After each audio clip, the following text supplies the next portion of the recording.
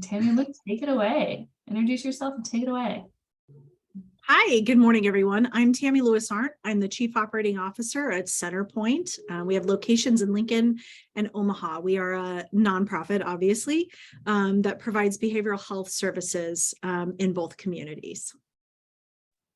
And I'm Luke Reef, and I'm the Director of People and Engagement at Centerpoint. And I'm going to go ahead and start sharing my screen here for the presentation. And I'm going to turn my camera off, not because, I'm embarrassed or anything, but I'm working off two screens. And if I watch the presentation, you'll only get my profile, and it's not a great view. Okay, so we've already introduced ourselves here, but to give some quick context for the purpose for the presentation.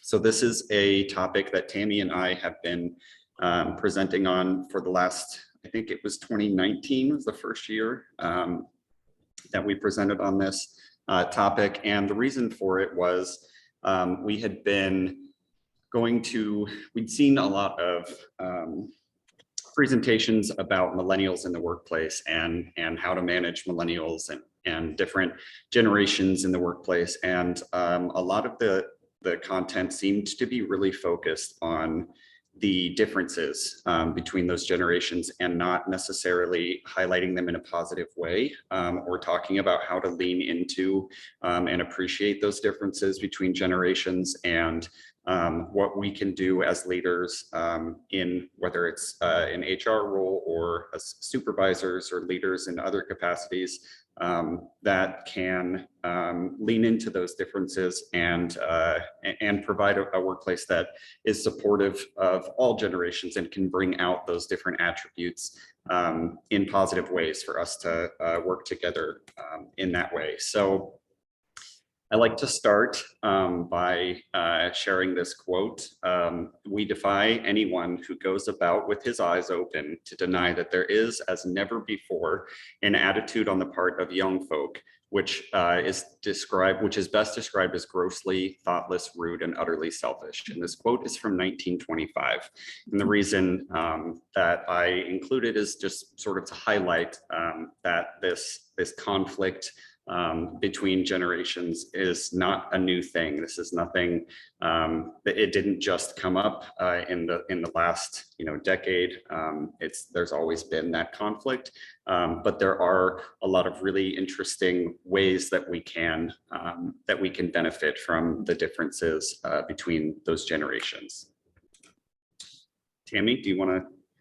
Yeah, and for those of you who've been in human resources as long as I have or longer, you know that this topic has been presented at least once a year, every year, as long as I can remember. And I got involved in HR back in the early 2000s. So, we've been talking about generations in the workplace for a long time because there are legitimate issues that need to be worked through or things that employers need to consider in recruitment and retention efforts based on the needs of those generations. But I feel like prior to Luke and I really engaging in reading the science around this, a lot of those presentations were pointed at whoever the youngest generation was at the time and why they are an absolute failure or disappointment to all of the older generations. So we wanted to take a different turn.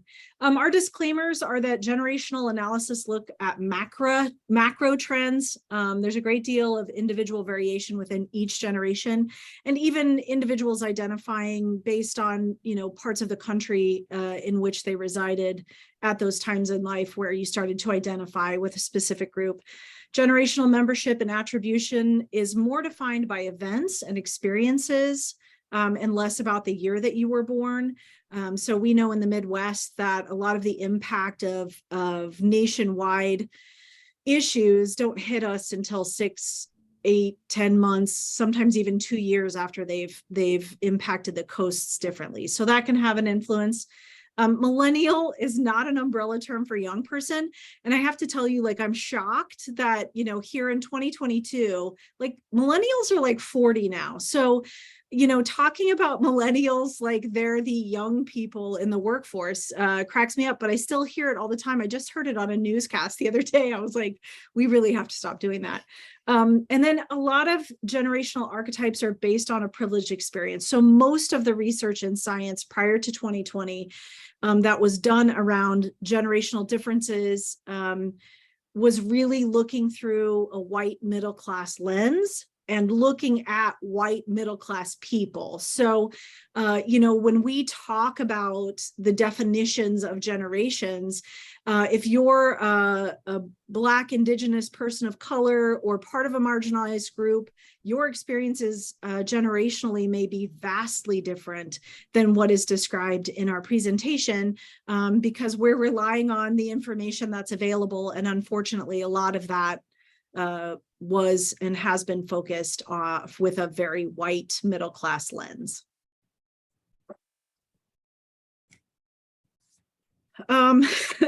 So like the best thing that happened in 2020 was that we all started to really identify because we were locked in our homes, how we experienced the world very differently. And I think the pandemic really exacerbated it for a lot of people as we started to have to adapt to new technologies and new ways of working.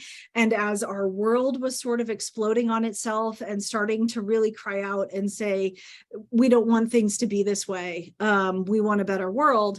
We started to really notice how differently generations responded to a lot of those things. And the other thing that happened is, social media continued to expand in ways that included young people younger than millennials, a lot of Gen Zers, which meant this birth of memes. Like, I can think of the internet pre-2020 and think that like memes were funny and cute, but like my 10-year-old only speaks in memes. So it's really a thing that's changed for us.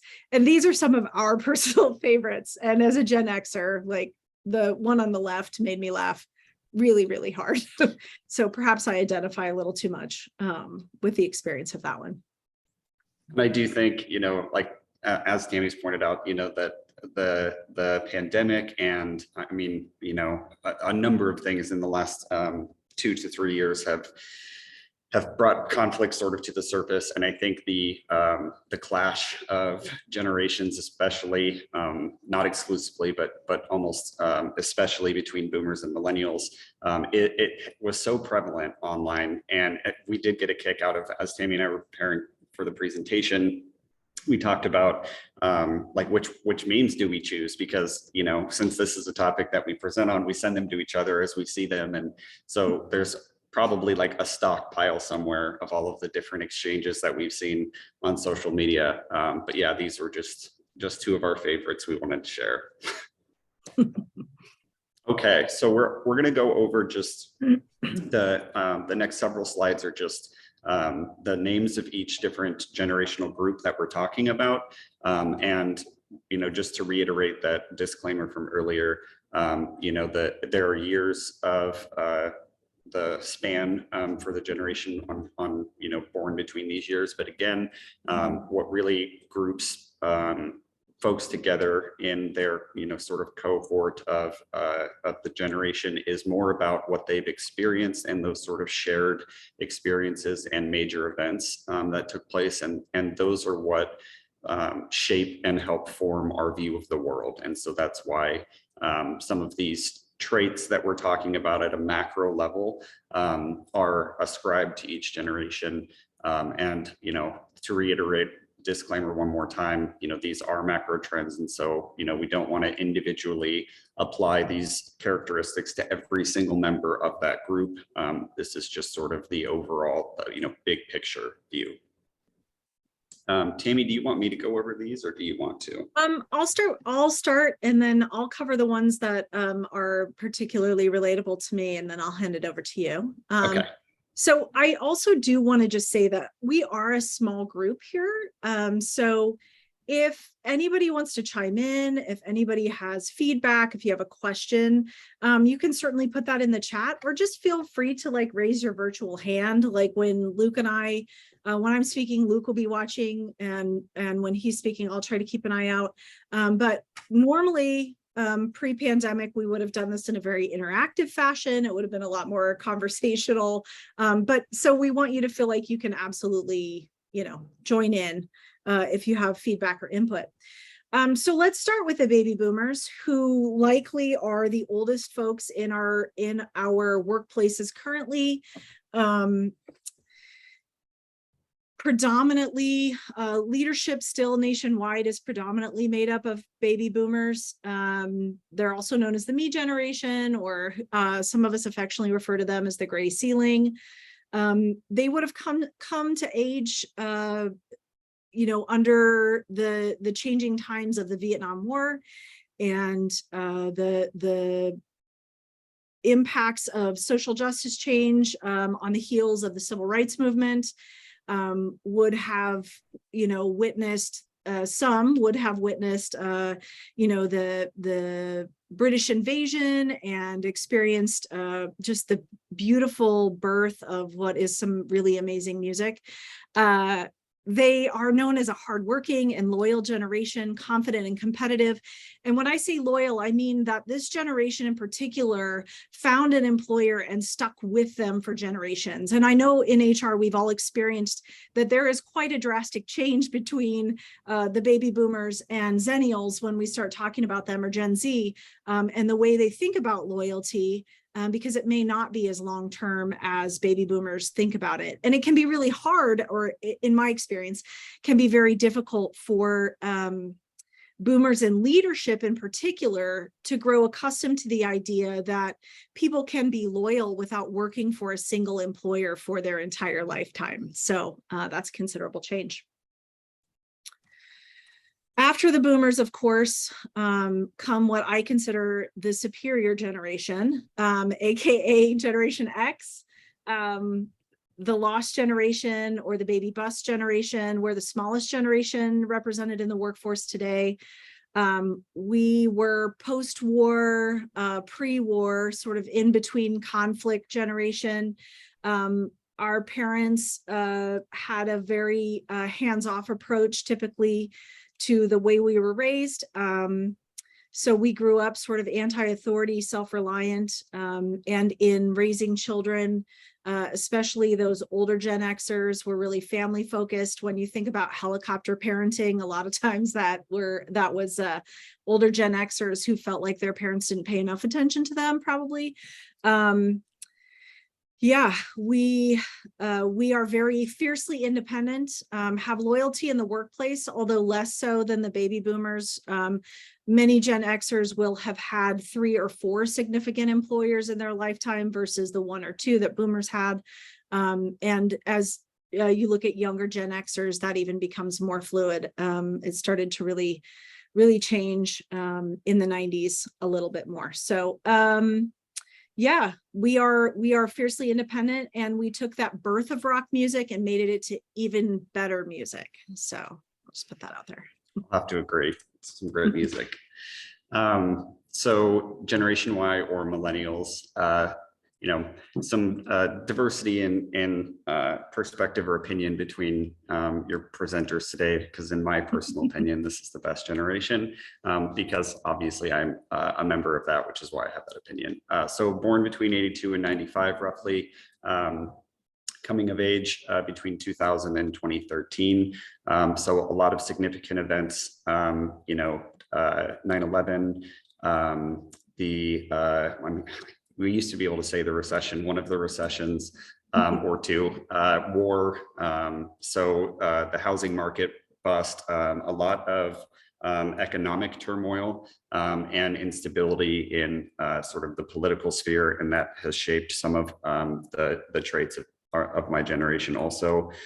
So millennials tend to be confident, collaborative, needy, and determined. In late 2015, millennials became the workforce majority. So the majority of workers in America are millennials at this time. I will say that a big push into Tammy and I beginning to do these presentations is we felt that the classification of millennials as entitled was sort of born from a fundamental misunderstanding maybe of what millennials expect to be provided by their employer, and that a lot of times when they are asking for more or expecting more, it's in response to the I guess reality of the world, that they were handed. So, in asking for a raise, it's not necessarily because they're entitled, but maybe because they have, anxiety about economic stability and have student loans that they're not able to, make the payments on, or whatever it is. So, I think there are a lot of, I think millennials have gotten the most attention in terms of talking about, workplace practices and changes and things. It's all, it's just, there's, like Tammy said, just even on the news, we're still hearing about like millennials and what do you do with that? And it's, we're not the group to focus on anymore, really is the main point, because Generation Z is quickly, they've been entering the workforce, and they are continuing to represent a larger portion of our workforce. Hey, Luke, just really quickly, Denise in the chat said, millennials confident and needy at the same time. Yep, we are. I'm not sure, strange Denise, if you're beasts. relating to that, or if you identify with that, if you've seen that in your own workplace. But I think it ties back to what Luke just said, that millennials were sort of the first generation who weren't afraid or felt confident in asking for a raise. But maybe also needed a lot of approval in seeking that. So go ahead, Denise. Yeah, I was going to say that clearly this is white hair, so I'm not a millennial, but I find that's a juxtaposition of them to be, on one hand, so confident, on the other hand, needing that like validation and reassurance. It's difficult as an HR person to handle both of those extremes. Absolutely. Yeah, I agree completely. And Tammy, as a, as my supervisor and also supervising other millennials, we've talked, and I know that this is a struggle that that a lot of our supervisors at Centerpoint have dealt with. But Tammy, if you particularly, I know you can speak to this because you and I have had conversations about it as well, but it is a difficult thing to manage those two things being true at the same time. It is. I think the gift that I was given is I'm a late bloomer, and so I had children later in life, and took some parenting philosophy coursework when my kids were really small, and I started to see a commonality in the material they were teaching and the people I was supervising. And it really comes down to sort of wanting to raise kids who believe in themselves and have a positive self-esteem and are confident in who they are as people, but also having been raised by potentially helicoptery parents, having attention and having somebody telling them they're doing a good job, and making sure that you're watching what they're doing, and seeing how hard they're working. It can be a difficult balance. And I started to use some of those philosophy tools that I gained from parenting classes, where when I felt like somebody was being overly needy or seeking too much validation, being able to ask them like outright, well, what do you think is the best decision here? Or if I wasn't here today, how would you move forward? And really taking that empowerment role to tap into that confidence, and start to diminish that neediness. And I can tell you, at least in my team, and I have, I don't know, 5, I think, millennials on my team, that it has been helpful to really engage that confidence to try to diminish the neediness. But those are the kinds of tools that we need to talk about, instead of just saying, oh, these millennials are the worst, to try to figure out how do we help them grow into spectacular professionals. Absolutely. And I know we have some content on that also when we talk about mentoring and reverse mentoring and all that. So that'll help as well. Okay, but the last generational group for today is Generation Z. So AKA, there's a whole bunch of other names. Zoomers is another one, or Tammy, I think you said Zennials. So a lot of different terms to refer to Generation Z. but it's folks born between 96 and 2009, roughly, still coming of age beginning in 2014, generally classified as independent, confident, sincere, and competitive. And interestingly, in all of the different articles and resources that we used in putting this together, the competitive nature of Generation Z is one that I think was cited in like almost all of them. It came up the most frequently, and that's also a trait that was listed for baby boomers. So there's some interesting overlap, and again, one of the things we're going to talk about today is, while there are these differences amongst generations, that there are also commonalities and ways that we can tap into traits that different generational groups may share or be more likely to share. The only thing I forgot to mention that I think plays a critical role in terms of, from an employer perspective, is understanding the role of technology in each generation. So boomers had technology introduced way after they entered the workforce. Gen Xers may have had a little bit of technology pre-workforce, but most of us learned to use email at our first job or, at the end of our college years. Millennials, Gen Y, Z, whatever, have never not had technology at their fingertips. Luke and I laughed that I bought a house before I bought a cell phone, and Luke never didn't have a cell phone, kind of. So and may never buy a house. So right, exactly. So technology, especially from that employer perspective, is an area that we need to really consider, especially as we look at what the future of our workforce makeup is. But it also really highlights some key struggles that occur in the workplace that can be overcome through some of the things we're going to talk about later. Perfect. Yeah. So I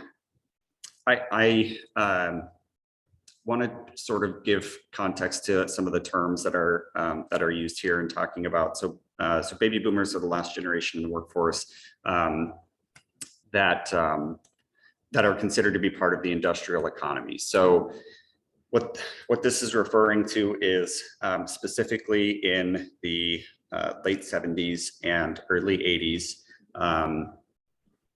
I think IBM is often sort of cited as the source of this shift to where the majority of America's economy shifted from sort of what we're making and what we're outputting in terms of product to what we now call a knowledge economy. And in that environment, the mental health and emotional security of our employees has a huge impact on the success of our economy and of our businesses. And so there was a guy named Frederick Taylor who back in the 1800s went into a factory and made some recommendations on how to improve efficiency and output for a factory setting. And Frederick Taylor was very good at what he did. His tips or his suggestions were extremely successful, and they were adapted pretty much across the board. And to this day are still used as the basis for sort of workplace expectations. But we have shifted in terms of our economy to where those practices may not be as applicable or as successful in getting the kind of output that we need and to support our workers in the way that they need to be supported. So just sort of acknowledging that there has been that shift, and a huge part of that has been technology, like Tammy just talked about, and the extremely accelerated rate at the way that our technology has advanced in the last 30 years. And that has a huge impact on our workforce. And we'll talk even specifically about remote work and how that has affected generations differently. And then also just to throw in here, and I think Tammy can talk a little bit more about this, but talking about the gig economy and how workers between 18 and 29, 3 in 10 of them have earned money through gig work. So it is becoming a bigger portion of our economy and our workforce. Right. So we used to think of gig work as sort of lower level employment. So maybe things people did before they finished college or while they were in school, stuff that people maybe didn't require education or knowledge base, wasn't part as much of that knowledge economy, although the gig economy was birthed out of that development of the knowledge economy. But essentially, you know, today, so we used to think about gig work as like babysitting or a nanny job or field work, you know, seasonal field work on a farm. Those are gigs. Those are things you get paid for a specific task or a specific period of time to perform duties. During the pandemic in particular, we saw an explosion of gig work in this country, and born out of, you know, really that tech work as well. People became freelancers. Freelance is a gig work. But on top of that, you know, the explosion of things like DoorDash and, you know, Postmates and Uber Eats and Uber driving and Lyft driving and, you know, Instacart, which I swear by, those are all gig. That's all part of that gig economy. That's gig work. That's being paid for a specific task, and not necessarily employed, and being provided a regular wage or a regular salary. And Gen Z in particular embraced gig work because it was available and it was something that they could do. They didn't have to finish school, or they were out of school because, you know, schools were closed or whatever. Started to see a real boom in gig work and working on that piecemeal basis. The other thing that has really impacted that gig economy is the idea of social media. Influencers and creators are doing gig work. They're getting paid piecemeal for the content they create or the product that they influence. And that really has had a huge boom, you know, since 2020. It's really become more prevalent in terms of looking at how the generations are different in the workplace. The gig work or gig economy has really impacted younger generations more so than anyone else. Well, so, you know, what are the workforce differences? And this is where we'd love to have you chime in if you have input that you're seeing in your workplace, or if you feel like things are different because you're a nonprofit or, you know, whatever. But, you know, communication styles are particularly different. Baby boomers like in-person or phone calls. And so sort of the funny thing about Luke and I is my boss is a boomer. I'm a Gen X. Luke is a millennial, and then he has a Gen Z team member. So we have like all 4 represented, and at times we are the most stereotypical group of intergenerational workforce you'll ever see. So I have accepted the fact that my boss always wants to talk on the phone. We will finish a Zoom meeting with other people, and he will immediately call me to tell me the 3 thoughts that he had after the meeting, where I, on the other hand, will send Luke an email about the 3 thoughts that I had. So boomers prefer person-to-person phone call conversations, etc. My boss also insists that you have your camera on if you're on Zoom. Like, you can't be on a Zoom meeting with your camera off, because it's really important to him to see your face and see you engaged. Gen Xers, clear, concise. We like emails. Send it, if it could be in an email, send it in an email. What they want at work. So boomers typically have wanted opportunities to lead and leave a legacy. And their flaws are the been there, done that attitude, that not always open to new ideas. And, you know, if you've worked for a boomer and probably a Gen Xer, you've probably felt this to some degree, where Gen X likes opportunities to further their career. We want to develop as human beings, maybe not necessarily advance in an organization, but to advance in our profession.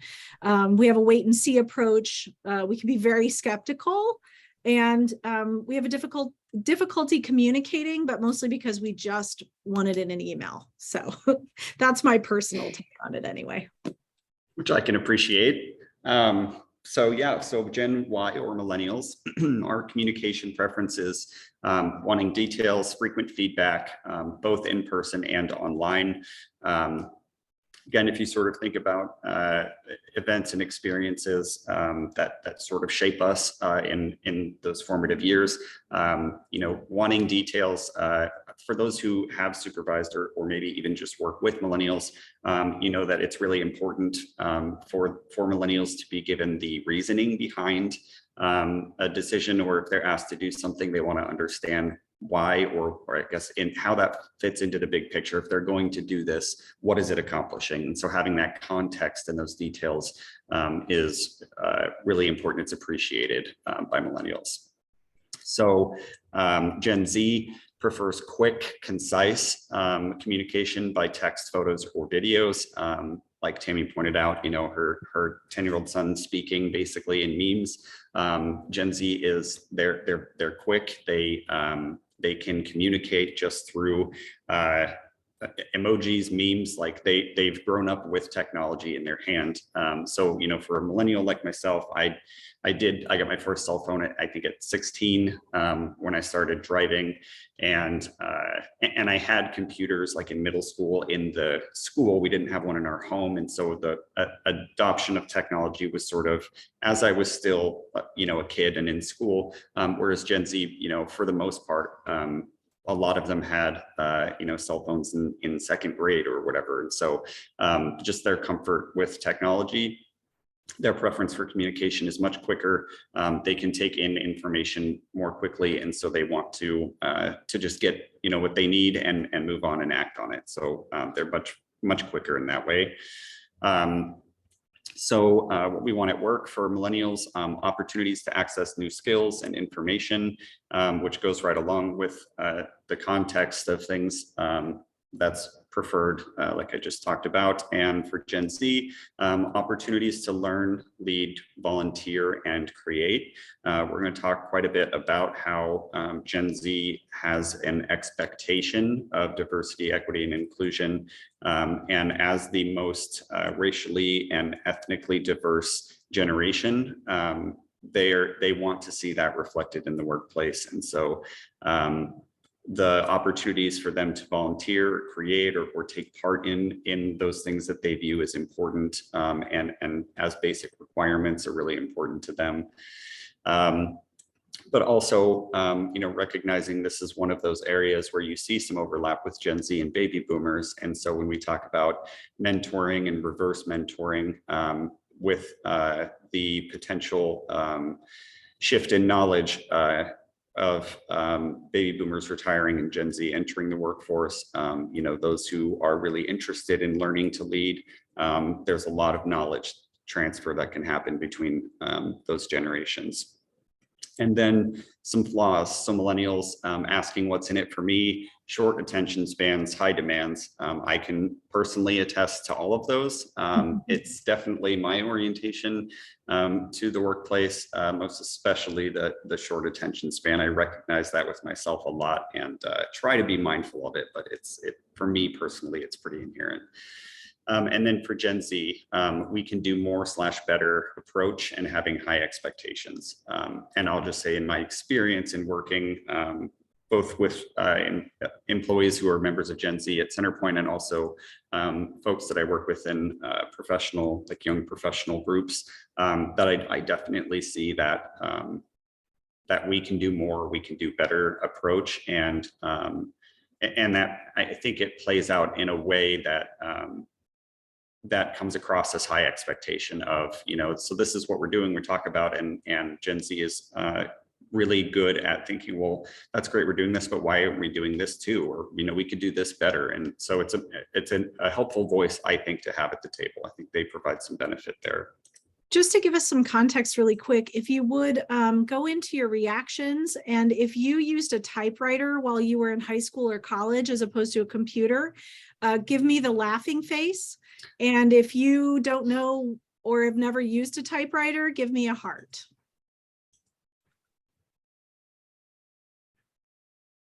All right. Thank you. It's always good to have context. Yes, it is. That's interesting. Yeah. So let's talk about why they are the way they are, right? Baby boomers are the wealthiest generation. They were raised to pursue the American dream, and they were allowed to. Nothing stood in their way. It was open. Again, I want to preface this by saying that all the science out there prior to 2020 was seen through a white lens. So when we talk about baby boomers being the wealthiest generation, we're talking about white baby boomers, okay, primarily. They were raised to pursue the American dream and had every belief that that was within their grasp. The problems they're facing today are retirement and keeping up with technology. I think there are lots of problems they're facing now. I think inadequate retirement, the impacts of the fluctuating market, financial strains that come from having adult children who may or may not live at home or who they feel responsible for. There are all kinds of things. And then turnoffs are questioning their abilities and suggesting something new. I can think of at least 3 times in the last 2 years where I said, let's try it this way, and was, well, I don't want to say scolded, but maybe they didn't appreciate my input that something could be done differently than how we've done it for the last 10 years. So, you know, that's alive and well in my life. Gen Xers, we're the way we are because we're latchkey kids. We saw downsizing. We were raised on cable TV. If you were lucky, some of us had 3 channels until we were like 20.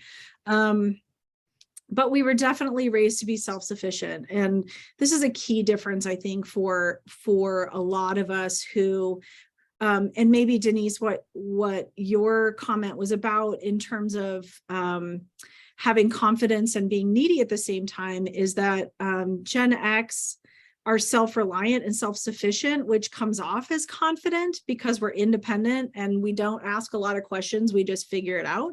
So we have like that sort of weird mix of like being confident because we're used to doing it on our own, and not being needy because nobody ever cared if we did it on our own, versus a generation where, you know, you were told you were the best at everything you tried and you were special and amazing, but nobody really ever let you try things.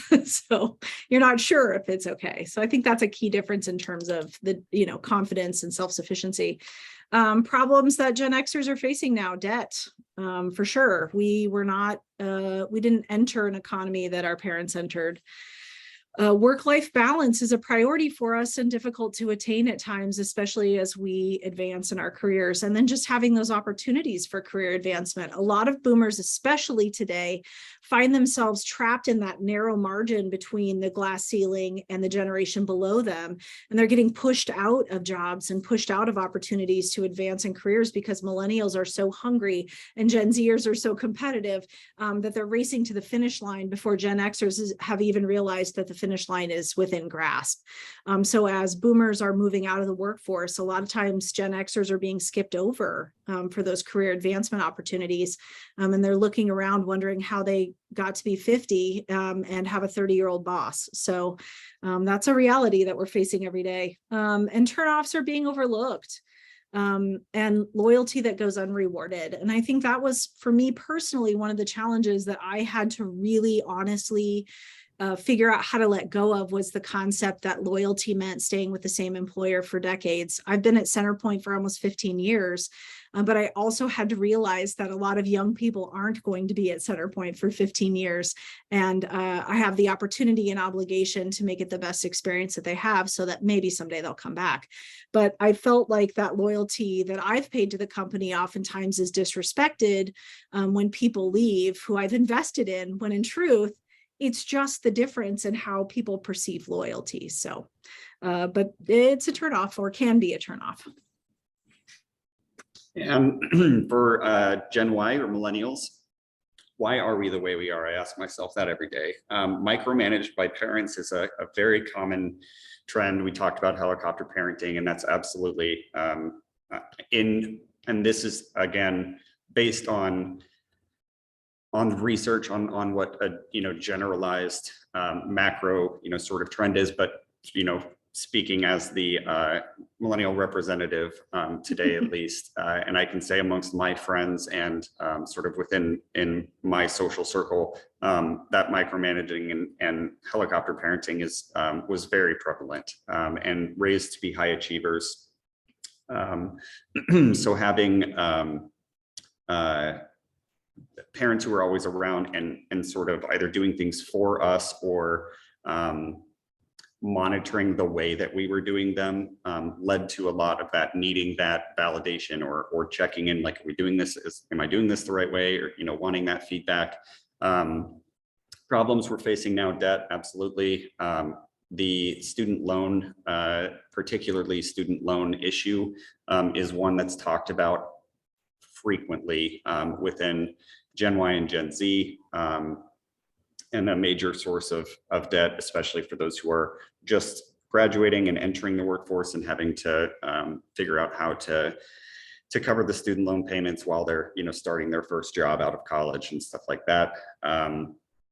Finding the right job, a lot of job hopping in Gen Y, without a doubt, and being taken seriously. So I always use the example. I remember when I turned 27, which is still very young, but I was excited because I thought that for some reason felt like the age to me where I wasn't going to be viewed as just a kid anymore. Like I thought it was like, you're past your lower or mid 20, like you're sort of reaching that upper. It felt like an age where I was going to get taken seriously. And then I kept getting older, and once I hit 30, I was like, this can stop anytime. It's not so fun anymore. But still, I recognize I'm still very young. So and then turnoffs. So monitored use of technology, cyber security and privacy is an issue that continues to get talked about more and more between Gen Y and Gen Z as well.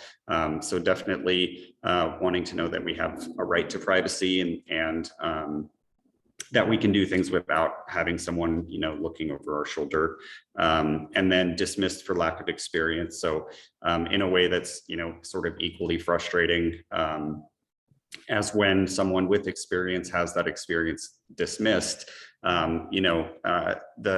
That's a major source of conflict in the workplace between those generations, is someone who has a lot of experience and that's being dismissed or not valued. And then the millennials who are, hungry for opportunities, but they're being told, like, you don't have the experience, and being given the impression that because they don't have experience that they're just sort of written off without giving or perceiving that they're not being given the opportunity to compete or prove themselves. Gen Z, so why are they the way they are? Mobile tech raised amidst disruption and connectivity. There are so many examples of this, but the one that comes to mind is one of the articles that we'll include in our resources. But the statistic was that for Gen Z, for those in Gen Z who are old enough to work, 50% of them either lost their job, took a cut in pay, or someone in their household did as a result of the pandemic. And so they are a resilient generation. They have seen a lot of disruption and strife, and so that it plays a huge role into their perception of the world. So problems they're facing, deciphering career paths and financial concerns. A lot of those sort of carry over, but Gen Z takes a very different approach into how they tackle that issue. Like Tammy talked about earlier with influencers and gig work, all the different ways that Gen Z is trying to just sort of figure things out for themselves. In turnoffs, conformity, dishonesty, and lack of creativity. So very, very big on values. There's a number of statistics on surveys that have been done on how less likely a Gen Z worker is to apply for a company that they don't perceive has strong values or integrity. So that dishonesty component is huge for them. And the diversity, equity, inclusion that we'll talk about again later, and that lack of creativity. So, being told this is just how it's done, and they're going to continue to question, like, why can't we do it better? Why can't we do X, Y, Z? And so they in getting a response that's just, we're not interested in trying something new or different, that's going to be a huge issue for them. Big turnoff for Gen Z. Okay. So just kind of briefly, this title here is Your Organization a Change Maker or an Ostrich? So I use these terms. They come from the same book that the last two slides were adapted from, which is this Talent Generation by Sarah Sladek. She works at and helped found an organization called XYZ University that is all about studying these differences in generations in the workforce. And this is the term that they use in the book to sort of characterize two different types of organizations. So a change maker being one that recognizes that, hey, we might need to change some things in our workplace or in the benefits that we provide or how we're orienting to our employees if we want to continue to be competitive to top talent across all different, generational groups. Whereas an ostrich, is the sort of typical analogy of burying your head in the sand and just sort of ignoring that all that's happening. So those are just the two sort of paths that we can take here. So how do we go about being change maker type organizations where we're responding to this and trying to sort of get out ahead of it? So one of the most important things would be measuring engagement. As we start to maybe try and make some shifts or adaptations, obviously we need to be measuring that to know whether or not it's successful, and to hopefully determine if there are vast differences among different groups of our employees in terms of engagement or satisfaction. So plans for passing the baton. Like we mentioned before, there's been a lot of conversation in definitely the last 5 years. I'm sure it started before that, but about the concerns of the knowledge loss with all of the baby boomers who are reaching retirement age, and a lot of great experience and knowledge that's going to be leaving all of our workplaces. So how do we go about addressing that? So these three different bullets here: mentoring, reverse mentoring, and micro mentoring. These are just some of the ways that it's suggested to try and harness knowledge between different groups. So I really like the concept of micro mentoring, which is sort of pairing folks together and having one specific topic or task even where someone can be mentored on how to do that. It's not necessarily that it has to be done by their supervisor or someone who's already formally their mentor. It's just this one task or whatever that's being mentored. And reverse mentoring is a really good way to help with the knowledge exchange between, say, if it's a baby boomer in a leadership role and Generation Z who's just entering. So one of the conversations that we've had today about that weird dichotomy, the dynamic of being needy and confident. One of the ways that can sort of play out is millennials have an inherent understanding of technology in ways that is more difficult for baby boomers. So the meme that I included at the beginning, the reason that I think that's salient for a lot of young people is we recognize there's just a difference in knowledge that different generational groups have, right? So while a baby boomer has decades of experience in a leadership role and they know so many things that I don't and will take me a long time to get there. I also regularly will help rotate a PDF or something for a baby boomer in the workplace who has 20 more years of experience than I do, because that's the type of knowledge that I have because I grew up with it, and so it's easy for me. So pairing the example that I'm using, just a baby boomer and Generation Z, in that sort of reverse mentoring would, enable Generation Z to pass their knowledge along of technology, and the baby boomer can pass along some knowledge about being a leader and the type of knowledge they have, and you can sort of line up that overlap where there's interest and knowledge that can be exchanged in both directions. And I think if I can just, sorry, Luke, I don't mean to interrupt you. no, please. And then of course I have to clear my throat. Luke talked about Frederick Taylor and his configuration of the workforce. So a lot of you may not realize that 8-hour days, the Monday through Friday 8-hour schedule comes out of Frederick Taylorism. It comes out of that industrial economy. This idea that we're all in the workplace at the same time comes out of that industrial economy. So one of the cool things that was sort of happened that we all are aware of during the pandemic was this idea that lots of things can happen without all of us being in the workplace at the same time. And when I think about mentoring, reverse mentoring, micro mentoring, I also want you all, or want us all, to think about those conventions of mentoring. What is a mentorship, and what does it mean to be a mentor?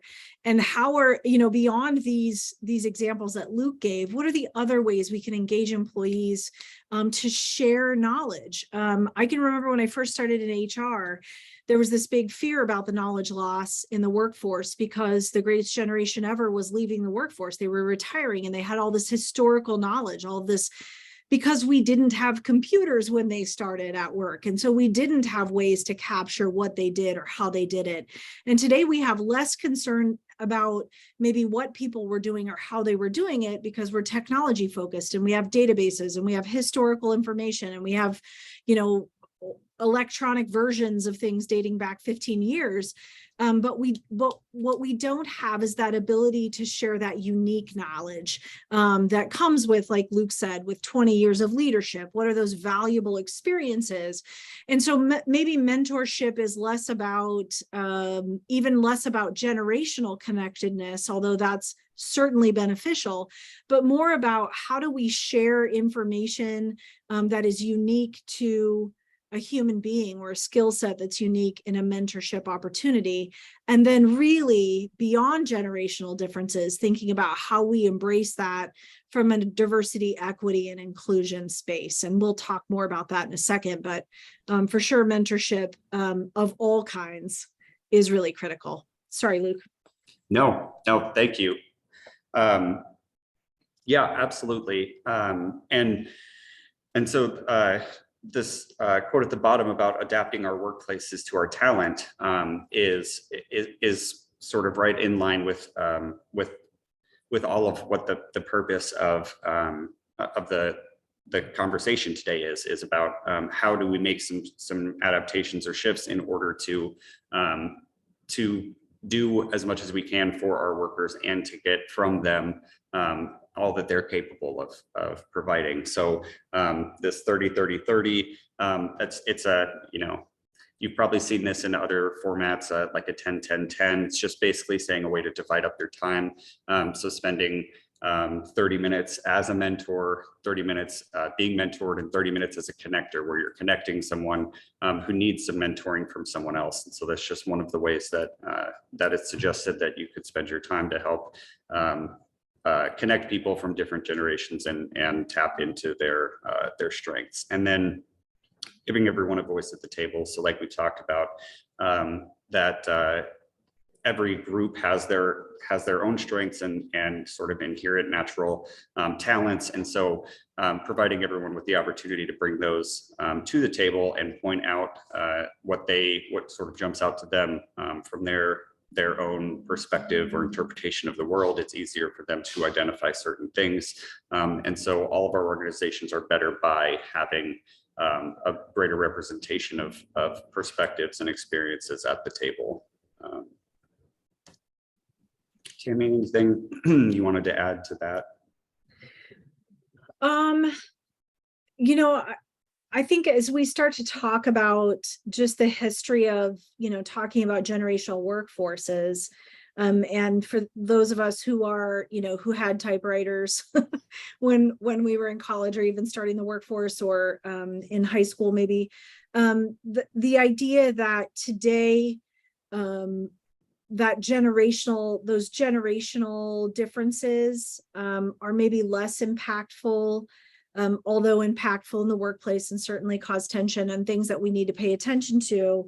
But even more so is that changing world of how do we respond to differences in the workplace, whether they're generational or cultural or racial or, name it. And I think, this slide really talking about that new generation, the Gen Z as it enters the workforce and understanding how important diversity, equity, and inclusion is. That bottom statistic, 77% considered important that their company supports DEI. Having been in HR for 2 decades, I can tell you that diversity was a hot topic for a long time. And diversity as it related to equality and treating everybody the same. And I think the real pivotal point for us as HR professionals, and a lot of it came to light during the pandemic, and I hate to keep pointing at that because we're still in a pandemic, but certainly at the beginning phase of the pandemic, was this idea that maybe instead of equality, we should be focusing on equity, and that the terms diversity, equity, and inclusion. How do we acknowledge what's different about us? How do we ensure that we have a level playing field because of those differences? And then how do we include everybody in a way that is equal, right? Inclusion is about equality. It's about ensuring that everybody feels like they're treated fairly. But really that focus for HR professionals is sort of moving away from this idea that everything's equal and more into the idea that everything's equitable. And I think we will continue to see that be a very important trait as the younger generation starts to move up the ranks in the workforce. Thank you. Yeah, perfect. And I think, all the statistics on this slide, and this slide is specifically about appealing to Gen Z workers, but we are talking about trying to provide workplaces that are equitable for all generations. So the reason that we're sort of splitting out, specifically here with Gen Z, this information is because in general, to use benefits as an example, a lot of the benefits that are provided to workers currently have been in place for a long time, and the value that is perceived by the recipients, by our employees who are covered by those benefits or who receive them, for the most part, have been in place for a long time, and oftentimes will be more valuable to the generations who have been in the workplace for a long period of time, and may not be as equitable or as valuable to the generation that's entering. So just as an example of this, baby boomers who are approaching retirement age, who are getting a significant, match contribution from their employer, that's really valuable to them because they're looking down in the next few years at retirement, and so every dollar that they can put in there is super valuable. Whereas Generation Z who just graduated and they have $100,000 student loan debt or however much, and it depends obviously, but if they're more worried about making their student loan payment that month and covering whatever bills they have, they're not thinking about retirement. And while it's still valuable to provide a contribution to their retirement plan, and especially when you are young, putting that money in early, that's great, we all know that, but it's not perceived as being of great value to someone who's just starting their career in the workplace. So instead, looking at whether as the employer, if you can help make a payment to their student loan debt every month, or splitting the amount that normally you might contribute to their retirement, and half of that instead can be a student loan payment. So just thinking about the things that we're providing in the workplace, and whether or not they're going to be appealing or perceived as valued or equitable to the younger generations who are just entering the workforce or just starting their careers. The other thing I will say is that as we look at the data that comes out now, the research that comes out now around generational workforce, acknowledging that Gen Z is the most diverse, most ethnically diverse workforce or generation to enter the workforce is important because it means that our information is becoming more inclusive of all experiences. And also because of Gen Z, because of the way we think about the world today, which I think is vastly different than the way I thought about the world even 5 years ago, we've started to take a deeper look at who are we talking about when we talk about quote unquote the workforce. And so I think the new information that's coming out now, while it's still relatively new, it's only, you know, a year or two old, it is more inclusive information. So I think it's important to really pay attention to that research that's coming out now around Gen Z, because it is a more inclusive representation of a generation than we've ever had access to before. And we might find more in common than we thought because of that inclusiveness of the information and data that we're seeing. And just, I know this slide has been up for a long time, but just for accessibility purposes, or if someone's not looking at their screen, just real quick, I'll cite the stats we put on here. So 65% of Gen Z who did work remotely in the last year felt more connected to their coworkers, which is a big disconnect and completely different perception of that than older generations who felt very disconnected by the remote work. And 74% of Gen Z would opt for hybrid or fully remote work if it were an option. And then 82% of Gen Zers who were surveyed want mental health days. And it's in our resources. I believe it was Pew Research. It was a large survey that was done of Gen Z workers. So this was based on what they cited as important to them in the workplace. And then lastly, that one that we've talked about, which is 77% of Gen Z consider it important that their company supports DEI. One more time using those little reaction icons. Give me a heart if you feel like mental health days are important to you as an employee.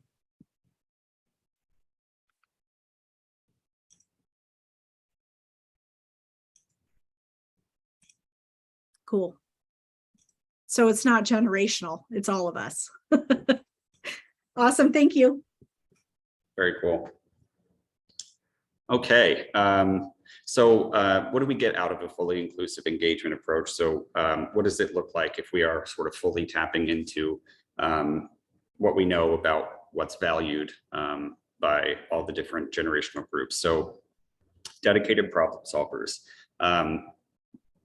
We've already talked about the different sort of strengths that are represented in the different groups. And so being able to acknowledge that and place folks in areas of problem solving that are, they're best suited for based on their experience or their level of comfort, whether it's, technology specific or, related an issue that is more easily solved by someone who does have 2 decades of experience, things like that. So being able to tap into those, I guess, areas of relative ease for each group to help solve different problems that arise in the workplace. So workers who expect to be defined by skills. So the whole competency model of HR and, hiring and promoting and recognizing based on observable performance and competence in an area rather than requiring a certain number of years of experience, for example. So, taking a look at our requirements on our job descriptions or when we post jobs to hire, questioning whether or not it's going to be as successful. Obviously, some of that's limited.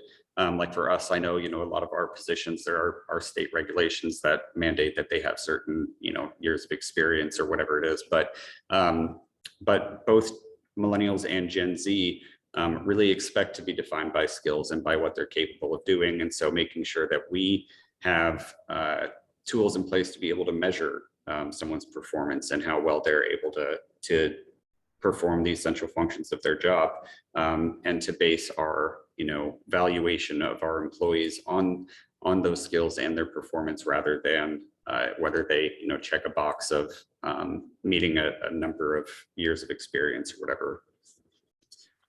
Creativity and entrepreneurs galore. Tammy, do you remember the statistic of how many Gen Z You know, I think workers already owned a business. the study that we pulled this from, I think it was 36% of Gen Z, and that was 4 years ago. So were already had their own business. So a lot of them were still under 20.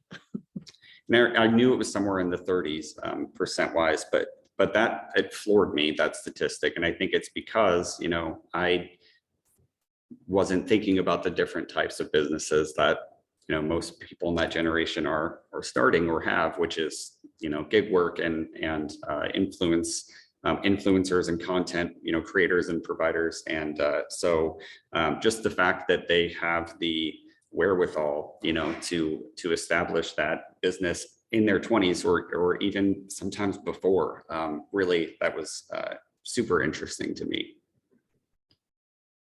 Tammy, do you want to, I guess, finish this out, or if there's anything else you want to add on the rest of this? Yeah, I was just going to say that, you know, as we continue to operate in remote and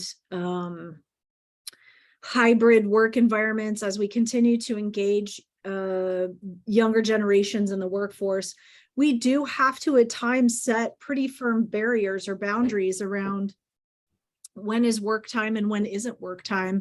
I found that particularly with my younger coworkers and younger employees, that telling them that, look, it's 7 o'clock at night, you don't have to answer emails, or, you know, just because a notification popped up on your phone doesn't mean you have to check that notification. And because it can start to get into those gray areas around what is compensable time and what isn't compensable time, it's really important to ensure that people understand that just because you're working remotely doesn't mean you always have to be on. At the same time, just because you're working remotely doesn't mean you shouldn't be dressed professionally for meetings or participating if the expectation is to have your camera on.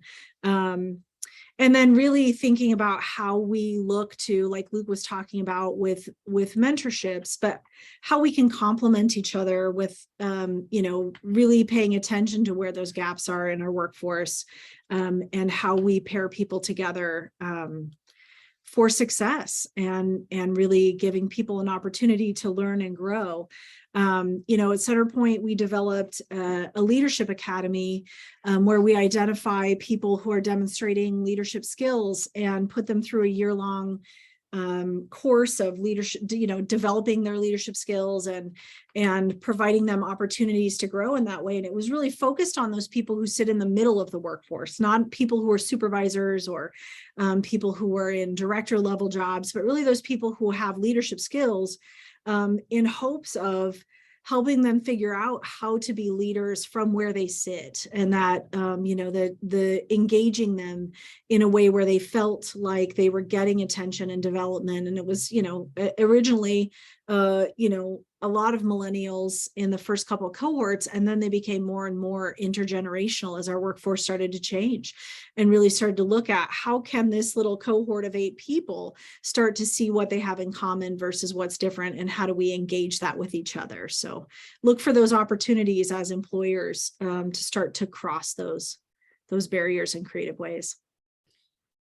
Thank you for bringing that up, because I personally, I can't stand when I, you know, sign up for a presentation or webinar or something, and it's a lot of like just discussion, and I feel like I don't take away any action or things that I can actually implement or you know, attempt. And so the Leadership Academy is a great example of something, you know, to try, and a couple of other just sort of thoughts on how we can complement the differences in our generational groups in the workplace. Another is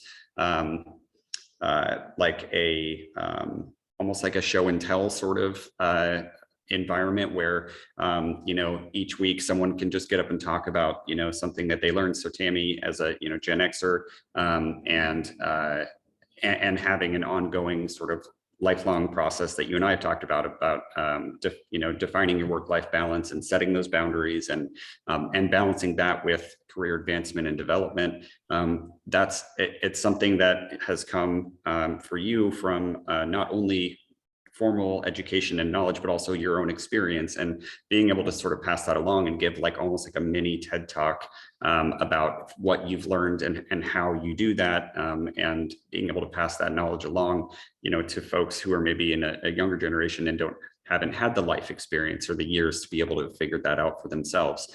So like those sort of TED Talk type environments, or book clubs, which we've also started, where we, I think, right, what's the one that we're doing now, Tammy? What's the current book? It's The Manager. It's The Manager, right? The Gallup book. So that, and it's an opportunity to sort of spur those conversations and start that exchange of different perspectives and the dialogue that comes along with that. It's an environment or a setting where it stimulates those kinds of conversation where you can have that knowledge transfer and exchange of ideas between those groups who otherwise, may not interact and have those kinds of conversations, happenstance, sort of, passing by in the hall kind of conversations. Any other examples you can think of, Tammy, of things that action items or ways that people can try to implement some of these things and make those exchanges more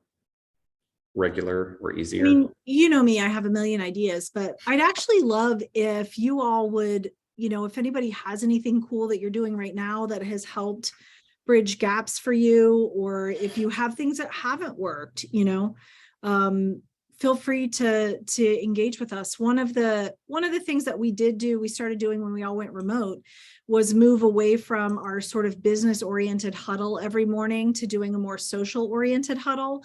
And I really think that played a big role in us having a greater appreciation, because not only did it allow us to see the commonalities between us as coworkers and as team members, but it also did sort of poke fun at those things that are true about us in terms of our generational differences.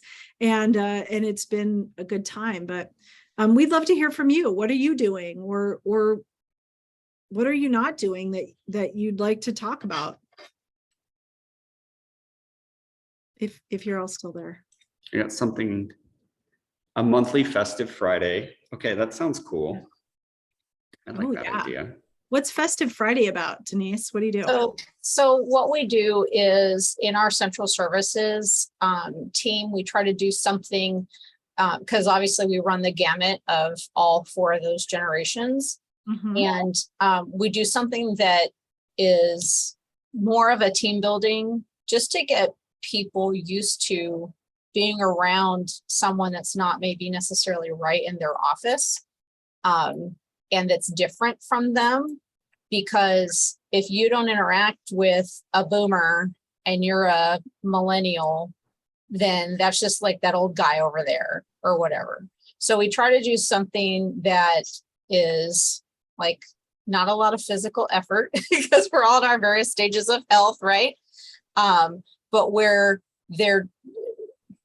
we're not forcing people to be together. We're creating an opportunity for people to be together, just for the exposure piece. And then the more that you're used to being around somebody that you're not normally around, it helps you go to them when you have a need for something. Because I think I might be the only one chatting, but when I said I can totally relate to that, there's one particular boomer, won't name any names, just will not, that his way is the only way that it can possibly be done.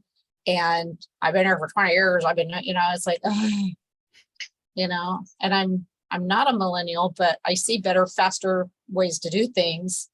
And that resistance to change makes my head explode. It's very difficult. So how do you get people to partner and collaborate when they're so, hard set in the way that they are?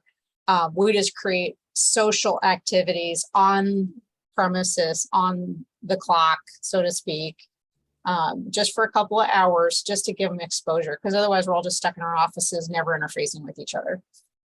Yeah, one of the things we would do if we were live in a room together is we would have you sort out into your generational groups, and then we'd ask you questions. And what we begin to discover is that despite what generation you're a part of, or what you identify with, we all have so many commonalities. We all want to be respected at work. We all want to be seen as a valuable member of a team. We all want to do quality work and have our coworkers do quality work as well. I mean, those are all commonalities that we share, especially in the workplace. So, but it's hard to see sometimes, especially in hybrid environments or in remote environments. So having those social connectedness, that informal conversation or that informal exposure is super beneficial.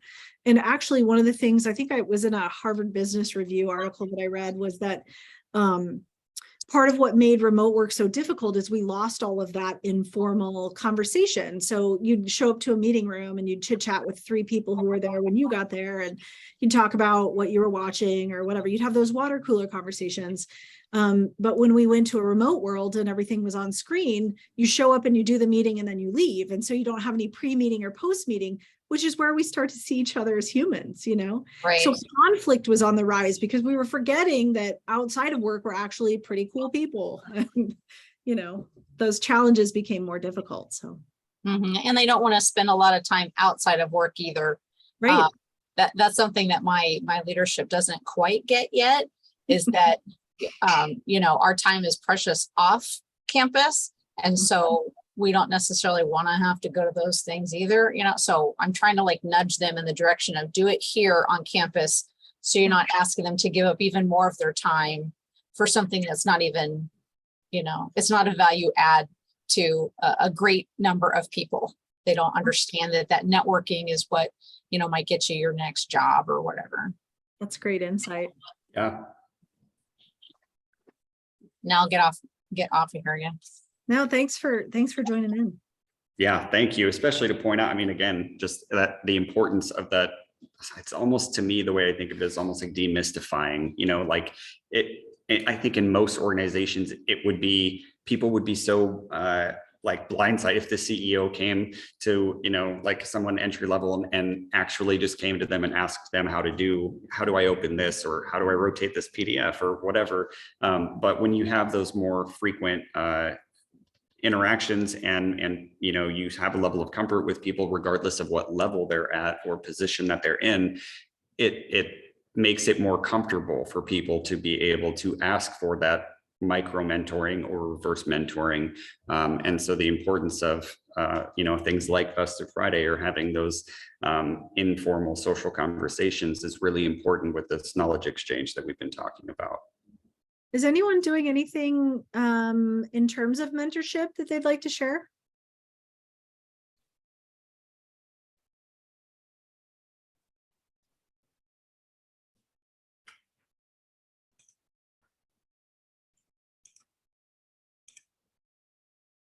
I could stay silent and just let it be super awkward until somebody feels obligated to speak, but I won't do that because it's being recorded. I can chime in for just a second. This is Sarah from Haram. Awesome. And we're not doing it internally, but we have set up a partnership with the Council Bluffs Chamber. Oh, cool. And the program is called LIFT. It's just in the last few days of taking applications for mentors and mentees. And Haram is facilitating the mentor side because we would like to have those individuals have some sort of HR background. It is a program for right now, grant funded, women only. Sorry, gentlemen on the call, but it's getting women back into the workforce, especially after the last couple of years we've had. We've had a lot of women step back, do some reevaluation of their space in the workplace, and getting those individuals back, because we do have jobs available and we have more flexibility now than we've ever had. And there's a lot of companies offering part-time, hybrid, you know, not quite 40 hours a week. So if you do have children to work with and schedules to work around, there are positions and things available out there, and bringing these women back up to speed through some educational programming and some networking to get them back into the workplace. So I think those are all things that we've talked about on this call, generally related to generations in the workplace, right? Now we're just trying to put it all together to make it cohesive in all workplaces. Does that kind of make sense to everybody?